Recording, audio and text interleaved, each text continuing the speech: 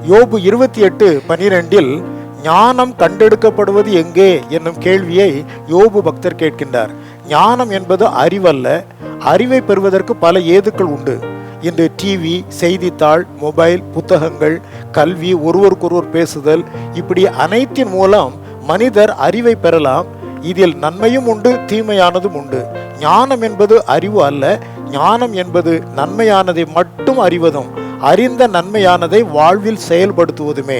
எனவேதான் இந்த ஞானம் பெறப்படுவது இறைவனின் சமூகமே என யாக்கோபு அப்போஸ்தலர் தனது நிருபம் 1:5 தெளிவுபட உரைக்கின்றார்.